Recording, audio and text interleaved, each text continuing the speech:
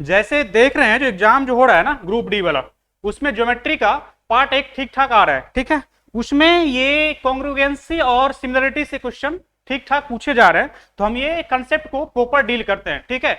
चलिए, ये क्वेश्चन ये है जो त्रिभुज की सर्वांग समता और समरूपता, ठीक। तो ये पहला देखिए आप, सर्वांग समता क्या होता है, ठीक है। आप प्रॉपर इसको समझिए। सर्वांग समता क्या है? सर्वांग समता ये होता है जब कोई दो त्रिभुज है, क्या है, दो त्रिभुज है, उसके सारे साइड बराबर हो जाए। मतलब क्या हो जाए, ये सारे साइड को क्या होता है, बराबर करना होता है। यदि ये सारे साइड बराबर हो गए, मतलब क्या है, एक त्रिभुज दूसरे त्रिभुज के बराबर हो गए, मतलब जब हम इसको साइड को बराबर करेंगे, मतलब इसका जो कंडीशन दे रखा है ना, इसका कंडीशन का पर्पस भी यही है। जो ये यदि देखिए ट्रिपल एस है, मतलब ये एस और ये एस सारे साइड बराबर है। यदि ये डबल ए एस है तो मतलब ये कोण और ये यदि बराबर हो जाएंगे, मतलब ये कोण और ये बराबर हो जाएंगे, तो ऑटोमेटिक ये है जो सारे साइड बराबर हो जाएगा। इसका पर्पस ही है, ये तीनों कंडीशन का एक ही पर्पस है कि त्रिभुज के सारे साइड को बराबर कर दिया जाए, ठीक है। आप समझिए बात, यदि त्रिभुज के सारे भुजा बराबर हो जाएगा, मतलब एक त्रिभुज दूसरा त्रिभुज का इक्वल हो जाएगा। मतलब यदि एक त्रिभुज को दूसरा त्रिभुज पे डाले तो ढक जाएगा। जैसे आप बुक लीजिए, इस बुक में एक पेज दूसरा पेज का क्या है, सर्वांगसम है, क्योंकि जब इसको हम देखते हैं तो ये पता नहीं चलता ओवरलैप है, जो एक के पेज में एक पेज या दो पेज है, ठीक है ना। मतलब इसमें सारा कुछ क्या हो गया, बराबर हो गया। सर्वांग समता का बात दिमाग में एक ही रखिए, कंडीशन आपको ज्यादा दिमाग में रखने की जरूरत नहीं है। मतलब सर्वांगसम यदि क्वेश्चन में बोल दिया गया है, सर्वांगसम यदि बोल दिया गया है, मतलब वो क्या है, दोनों त्रिभुज इक्वल है, ठीक है ना। अब जैसे रियल टाइम इससे एग्जांपल ले लीजिए, ट्विन जुड़वा भाई क्या है, सर्वांगसम है, क्योंकि उसका सारा कुछ सब कुछ मिलता जुलता है, ठीक है ना। कभी कभी आप उसको डिफरेंस नहीं कर सकते हैं कि ये भाई छोटा कौन है और बड़ा कौन है, ठीक है ना। तो मतलब यदि सर्वांगसम है, दिमाग में एक ही चीज रखना है, यदि सर्वांगसम है तो एक त्रिभुज दूसरे त्रिभुज के पूर्णतया बराबर होंगे, ठीक है। क्या होंगे, पूर्णतया बराबर होंगे। मतलब जब हम उसको एक पे दूसरा को रखेंगे तो हमको पता नहीं चलेगा एक त्रिभुज है कि दो त्रिभुज। जैसे जब एक पेज दूसरे पेज पे एक बुक का रखा जाता है तो वो पूरा क्या है, दूसरे का सर्वांगसम है। डन, ठीक है। बात आपको ये ज्यादा रखने की दिमाग में नहीं है। आप एक ही बात रखिए, यदि सर्वांगसम है तो सारे साइड बराबर होंगे और एक त्रिभुज दूसरे त्रिभुज के सब कुछ उसके बराबर होंगे। इसका कंडीशन ये है, यदि एबीसी सर्वांगसम का चिन्ह ये है, बराबर सर्वांगसम किसका है, डीएफ का, तो क्या होगा, सब कुछ बराबर होगा। मतलब ए बी जैसे त्रिभुज था ना, एबीसी और डीएफ क्या था, A B C D E और क्या एफ है, ठीक। तो ए बी बराबर क्या हो जाएगा, डी हो जाएगा, ठीक है। और बीसी बराबर क्या हो जाएगा, ई एफ हो जाएगा। एसी बराबर क्या हो जाएगा, डीएफ हो जाएगा, ठीक है ना। अब R1 R2 मतलब जो भी होता है दो त्रिभुज में, जो भी होता है सब कुछ क्या होंगे, बराबर होंगे। ये R1 क्या है, ये क्या है, मतलब क्या है, सर्कम रेडियस है, ठीक है। ये इन रेडियस है, मतलब आंतरिक त्रिभुज, आंतरिक जो बनता है वृत्त, उसका त्रिज्या, ये बराबर होंगे। मीडियन बराबर हो जाएंगे, हाइट बराबर हो जाएंगे, एरिया बराबर हो जाएंगे, पेरीमीटर बराबर होंगे, मतलब सब कुछ इसका सारा कुछ बराबर हो जाएंगे, ठीक है। मगर आप एक सतर्की बरतिएगा, जब एग्जाम में क्वेश्चन पूछता है तो यहां पे यदि ऐसे लिखा रहेगा त्रिभुज एबीसी सर्वांगसम, त्रिभुज एबीसी सर्वांगसम त्रिभुज क्या, डीईएफ का, तो मतलब आप इसके करस्पॉन्डिंग ये एंगल है, इसके करस्पॉन्डिंग ये एंगल हो, इसके करस्पॉन्डिंग ये एंगल है, तब आप मान के चलिएगा ऐसे चलेगा, तब ए डी के बराबर होगा, बी ई के बराबर होगा, सी एफ के बराबर होगा। मगर यहीं पे कभी कभी एग्जाम में क्या कर देता है ना, ये डी एफ नहीं करेगा सर्वांगसम, आपको क्या बोल देगा, आप यहां पे त्रिभुज एबीसी दे देगा और सर्वांगसम कर देगा और बोल देगा त्रिभुज डी एफ ई। यहां पे आपको चार ऑप्शन दे देगा, जो बी एफ के बराबर है या ई के बराबर है, तो आप तो डी एफ रख रहे थे, ई बराबर बी कर दीजिएगा। नहीं, वहां पे आप देखिए पहले लिखा है ए तो ये बराबर होगा, बी लिखा है एफ के सामने तो ये बराबर होगा, सी लिखा है तो ई बराबर होगा। बात समझ में आ रहा है ना। जब ऐसे साइड भी बनेंगे तो बी सी एफ ई के बराबर हो जाएंगे, ठीक है। अब सी ए यदि बराबर कर रहा है तो बराबर ई और डी होगा। बात समझ में आ रहा है। आप ऐसे यदि लिखा रहेगा ना तो आप देखो सामने क्या है, ठीक है। एग्जाम में ऐसा हमने देखा है बहुत बार, जो ये धोखा करता है एग्जाम में, ठीक है। आप इस धोखा से बचना। यदि एबीसी दे रखा है, डी एफ दे रखा, तो समझिए रहो सब बराबर होगा। मगर यदि यहां धोखा से भी डी ई एफ के बदले डी एफ ई लिख दिया तो आप मान लो कि बी ई के बराबर होगा। बात समझ में आ रहा है। इस पे ज्यादा क्वेश्चन नहीं बनते, एक दो क्वेश्चन इस पे भी कराएंगे, ठीक है। चलिए अब ये बात समझ में आ गया, क्या आ गया, सर्वांग समता समझ में आ गया। सर यदि एक दो त्रिभुज सर्वांगसम है तो वो दूसरे को क्या है, पूरे बराबर है, मतलब सारे प्रॉपर्टी बराबर होंगे। ठीक है, क्या होंगे, बराबर होंगे। जैसे एग्जांपल, पेज कि एक बुक का 2 पेज सर्वांगसम होंगे, जुड़वा भाई सर्वांगसम हो सकते हैं यदि सब कुछ उसके बराबर है। बात समझ में आ गया। चलो अब थोड़ा इस पे चलो समरूपता पे चलते हैं। ठीक है, चलिए समरूपता क्या कहता है, समरूपता क्या कहता है, समरूपता में आप क्या करो, उसमें क्या किए थे आप उसमें साइड बराबर करे थे। ठीक है ना, समरूपता में क्या करेंगे, आप सारे एंगल को बराबर करेंगे। ये जो कंडीशन दे रखा है, इस कंडीशन का ही पर्पस यही है, जो दो त्रिभुज यदि क्या है, दो त्रिभुज यदि सिमिलर है ना, मतलब समरूप है ना, तो उसके एंगल को बराबर कर दो। जैसे अब यहाँ पे हम यहाँ पे बोल रहा है ए कंडीशन, यदि ये ए बराबर और ये बराबर है और ये बराबर ऑटोमेटिक से बराबर हो जाएगा कि नहीं। और ये देखिए यहाँ पे देखिए ये क्या है, ए तो मतलब ये बराबर ये तो दे ही रखा है। मतलब यदि दो त्रिभुज सिमिलर होंगे तो दोनों त्रिभुज के सारे कोण क्या होंगे, सारे कोण क्या होंगे, बराबर होंगे। ठीक है, अब इसके मतलब ये मत समझ लेना जो सारे कोण यदि बराबर हैं तो दोनों त्रिभुज फिर से क्या होंगे, बराबर हो जाएंगे। नहीं सर, देखो आप एग्जांपल मैं बता रहा हूं। और ये एस आप कॉन्ग्रुएंसी मतलब इसमें भी देखे होंगे, सर्वांग समता में बताया मैंने, और ये समरूपता में भी में ये है। ठीक है, इस पे हम बाद में बात करते हैं, पहले आप बात समझो। मैंने बोला जी ये सारे एंगल बराबर हो गए थे। आपके दिमाग में क्वेश्चन उठा होगा, सर यदि एंगल बराबर होगा तो क्या सारा जो है पहला वाला कंडीशन समरूप सर्वांगसम वाला हो जाएगा? नहीं सर, देखो सर यहाँ पे यदि आप ये 60 डिग्री ले लो, यहाँ पे आप 60 डिग्री ले लो, ये 60 डिग्री है। ठीक है, डन। अब यहाँ पे 60 डिग्री ले लो, 60 डिग्री ले लो, 60 डिग्री ले लो। ठीक है, तो सारे बराबर हो गए। ठीक है, मतलब आप 60 डिग्री के समबाहु त्रिभुज 12 सेंटीमीटर भुजा वाला भी हो सकता है और 6 सेंटीमीटर भुजा वाला हो सकता है। ठीक है ना, इसका मतलब ये तो नहीं है ना दो त्रिभुज बराबर है, ये 12 सेंटीमीटर ये बड़ा सा होंगे, ये थोड़ा छोटा सा होगा। मतलब कहने का मतलब यदि दो त्रिभुज सिमिलर है तो जरूरी नहीं है कि ये दोनों ओवरलैप करेंगे सर्वांगसम होंगे। ठीक है ना, यदि सिमिलर है तो ऐसे नहीं होंगे। ठीक है, तो ये कैसे चलेंगे, तो सर यदि ये सिमिलर होंगे ना तो ये बराबर नहीं होंगे, ये अनुपातिक होंगे। क्या होंगे, अनुपातिक होंगे। आप देखिए इसमें कंडीशन देखिए, यदि ए बी सी और डी एफ क्या है सिमिलर, यहाँ पर लगा दो सर, यहाँ पे सिमिलरिटी का चिन्ह ऐसे लगता है, कैसे लगता है, ऐसे लगता है। सिमिलर यदि है तो क्या होगा, सब कुछ समानुपातिक होगा। ठीक है, जैसे आप यहाँ पे ए बी सी और क्या डी ई एफ करोगे ना सर। ठीक है, तो क्या करेंगे, ए बी बट्टा क्या डी। ठीक है, इसका सम क्या होगा, ये अनुपाती होंगे, बीसी बट्टा ई एफ। ठीक है ना, एसी बट्टा क्या डी एफ, एसी बट्टा डी एफ। ठीक है, आप यहाँ पे आप फंसोगे कहाँ पे, जो सर ये बराबर करने में कभी उल्टा पुल्टा हो जाता है। ठीक है ना, उसमें उल्टा पुल्टा को बचने के लिए एक ही चीज है, यदि दो त्रिभुज सिमिलर हैं तो इसके एंगल जो होंगे ना बराबर होंगे। जैसे मान लो इसे थीटा है, ये भी थीटा होगा। ठीक है ना, ये यदि थीटा 1 है तो ये थीटा 1 हो जाएगा। ठीक है, और ये क्या थीटा 2 मान लो, तो ये भी थीटा 2, तो बराबर क्या बोला मैंने, सिमिलर यदि होंगे तो क्या होंगे, सारे एंगल क्या होंगे, बराबर होंगे। अब इसको अनुपात में लिखने में आपको कोई दुविधा नहीं होना चाहिए। अब कुछ नहीं करो, आप पहला एक ट्रायंगल ले लो, ये बड़ा एबीसी, इसमें देखो थीटा के सामने क्या है एबी, इसके सामने थीटा के सामने क्या है, ये डीएफ दे रखा है, तो नहीं थीटा के सामने एसी दे रखा है तो आप एसी लिख दो। ठीक है, ये थीटा के सामने क्या है डीएफ, तो डीएफ लिख दो। बात समझ में आ रहा है, यदि थीटा 2 के सामने ए बी है तो यहाँ पे ए बी लिख दो।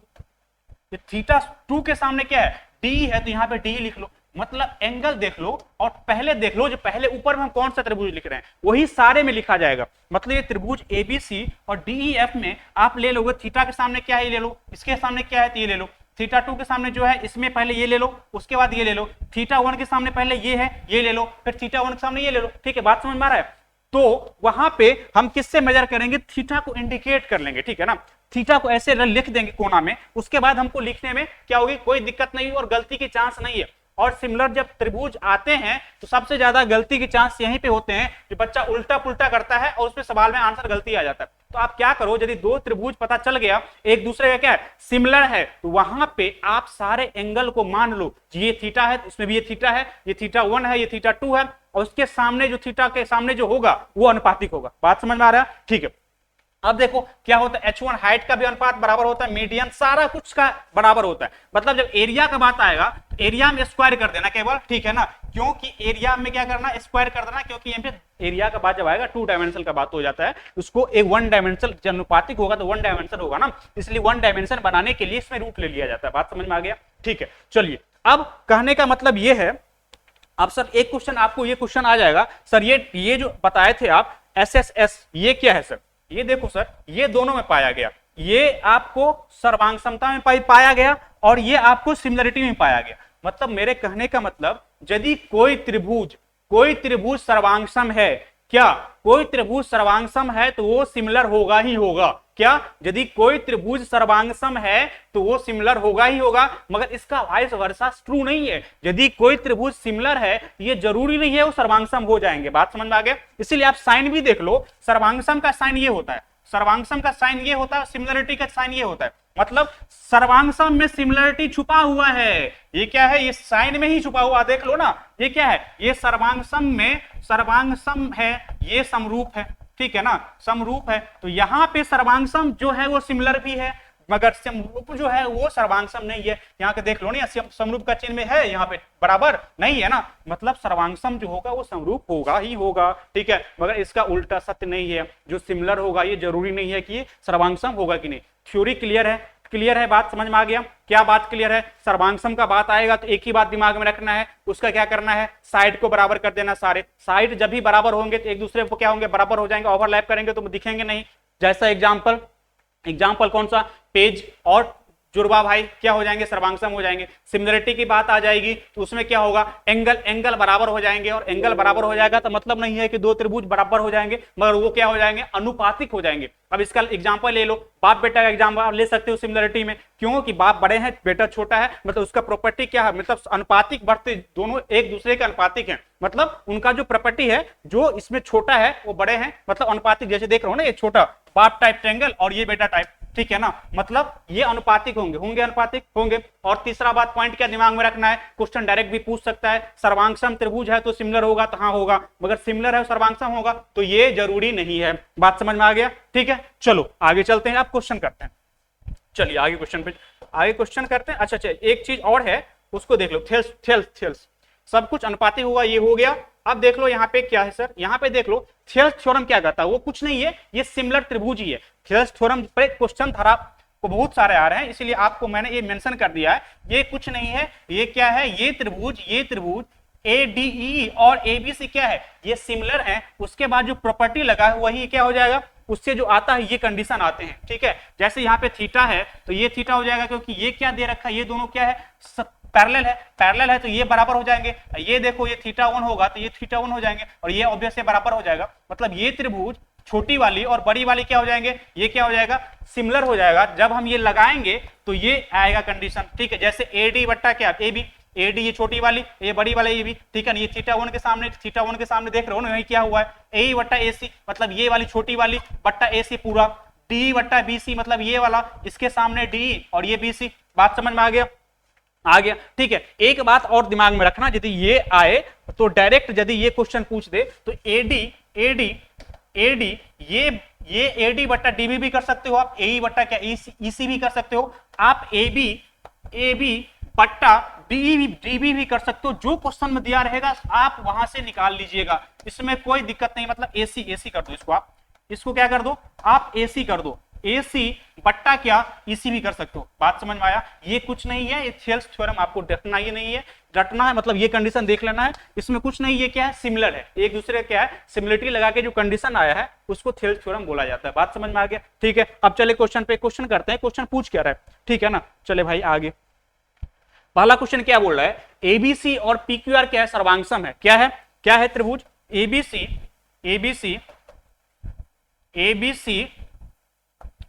ABC और कौन सी वाली?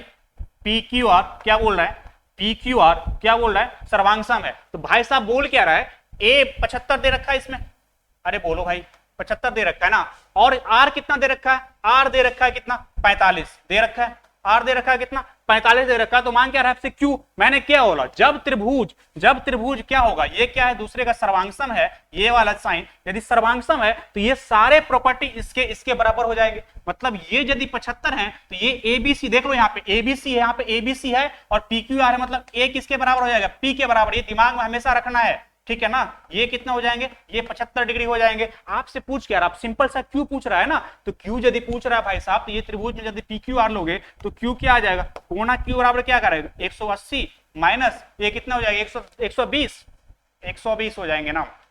ना 120, हाँ 120, 120 होंगे तो ये 120 हो गए तो घट के कितना हो जाएगा, ये हो जाएगा 60 डिग्री। अरे बोल दो भाई सर होगा कि नहीं, मतलब सर्वांगसम में यदि है तो सर्वांगसम क्या करना है, सारा कुछ बराबर हो जाएगा। यहाँ पे एक ये एंगल इसका दे दिया है, इसका ये दिया, तो हम P को A के बराबर कर लेंगे तो 75, ये 45 आ गया, ये दोनों का सम कितना 120 डिग्री आ गया। 120 डिग्री यदि आ गया, इसमें से घटाए तो ये कितना 60 डिग्री आ गया। कौन सी वाली क्यों आ गई 60, यदि हमको बी भी पूछता तो वो भी 60 ही होता ना, होता तो कौन सा आंसर विल बी बी। बात समझ में आया। ऐसा यदि आपको दे दे, यहाँ पे हाइट दे दे, इसका हाइट पूछ दे तो बराबर करके निकाल दोगे, कुछ भी इसका निकल जाएगा तो इसका दे देगा। एग्जाम में हो सकता है इसका ये दे दे, दोनों सर्वांगसम है, इसका हाइट ये है, इसका क्या होगा बराबर कर, वही सेम चीज होगा। इसका आर बराबर सरकम मतलब आंतरिक त्रिज्या दे देगा तो इसका आंतरिक त्रिज्या मांग लेगा तो बराबर करके वही बोल देंगे। बात समझ में आ गया। सर्वांगसम मतलब सब कुछ क्या करना है, बराबर कर लेना है, दिमाग में बात को बैठा के रखना है। ठीक, चलिए आगे।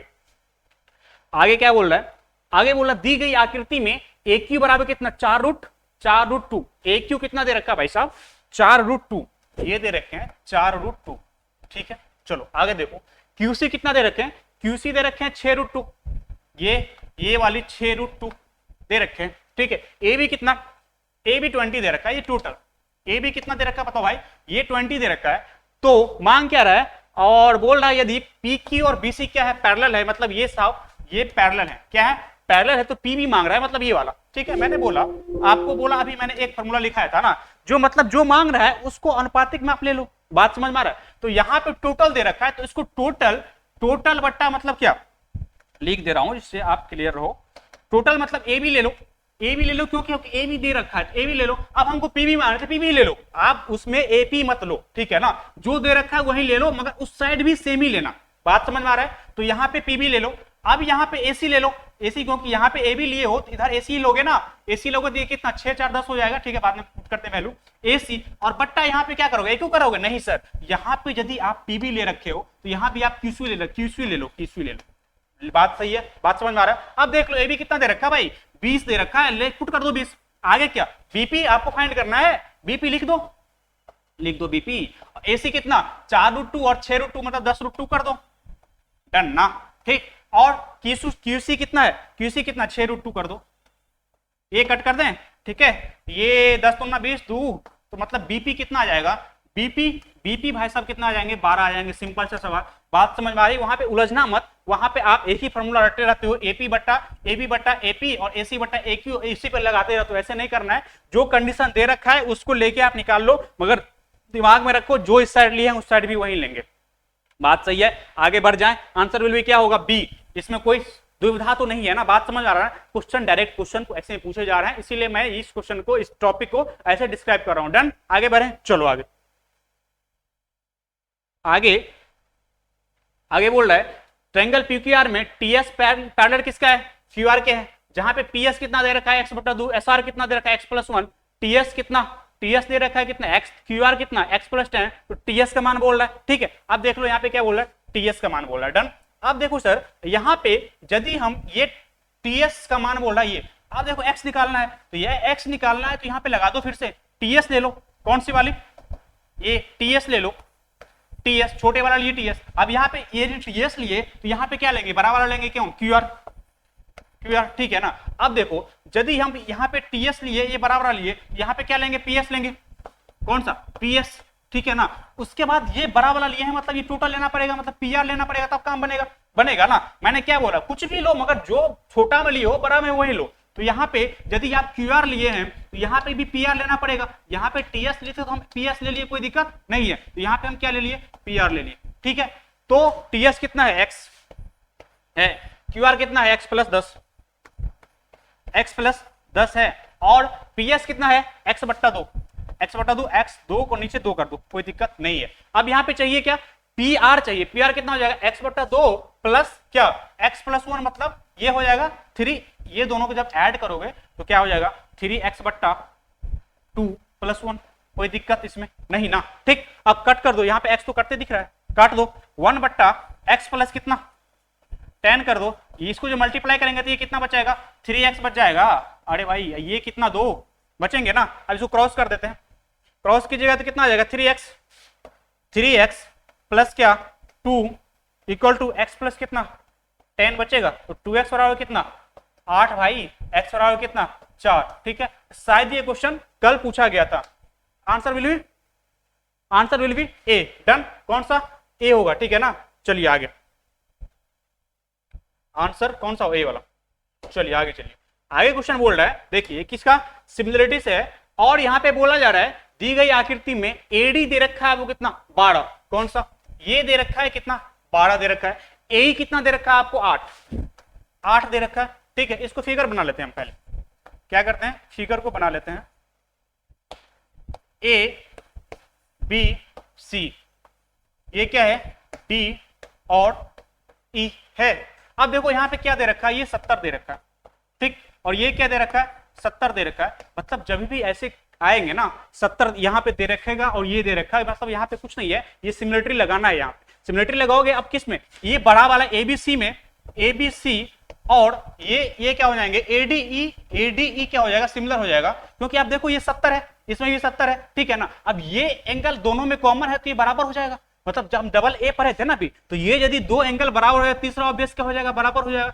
θ1 और ये θ1 हो जाएंगे कि नहीं हो जाएंगे? मैंने क्या बोला?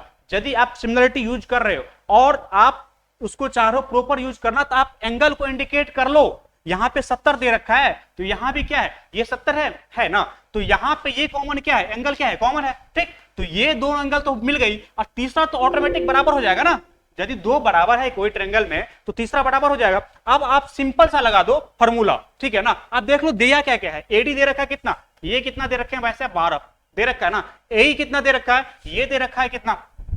8 दे रखा है। ईसी कितना? ईसी कितना दे रखा है? 14, ठीक है ना। मांग क्या रहा है आपसे? आपसे मांग रहा है बीडी, मतलब ये ऐसा मांग रहे, ठीक। चलो अब देखो, अब यहाँ पे लगा देते हैं। अब देखो छोटा वाला में 70 के सामने ले लो। अब 70 के सामने क्या है? 70 के सामने क्या है? 12 है, ठीक है। लिख दो 12, 70 के सामने 12। अब इसमें 70 के सामने क्या है? मतलब ये एसी है, मतलब 8 + 14 मतलब 22 बट्टा 22 है कि नहीं। मैंने बोला आप कुछ मत करो, वहां पे एंगल के सामने का ले लो, और देखो पहले आप छोटा वाला ले लो कि बड़ा वाला। अब छोटा वाला ले लिए, 70 के सामने इसका ले लिए, 70 के सामने इसका ले लिए, ठीक है, डन। अब देखो θ1 में छोटा वाला ले लेते हैं, क्या है? 8, यहाँ पे 8 लिख दो।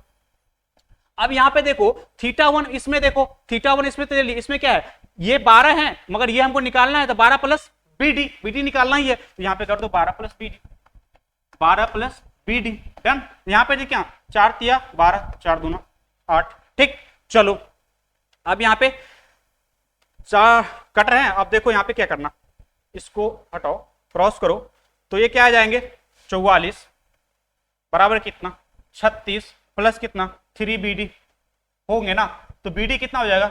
BD इधर जाएगा तो ये 8 हो जाएगा, 3 जाएगा, मतलब 8 बटा क्या हो जाएगा? 3 हो जाएगा। सिंपल सा। कौन सा वाला? कौन सा वाला? सी। बात समझ में आया? जब भी सिमिलरिटी आप लगाओ, क्या करो आप? सिमिलरिटी यदि लगाओ तो वहां पे देखो आप एंगल को पहले से इंडिकेट कर लो। इंडिकेट करने के बाद सामने वाला जैसे मैंने यहाँ पे लगाया वैसे लगा दो, आप कभी भी फंसोगे नहीं, ठीक है ना एग्जाम में। बात समझ में आ रहा है? ठीक है, चलो कर दो। अब ये दोनों टॉपिक से एग्जाम में क्वेश्चन आएंगे अगला वाले शिफ्ट में, तो कर दोगे ना? डन ना? चलो ठीक है।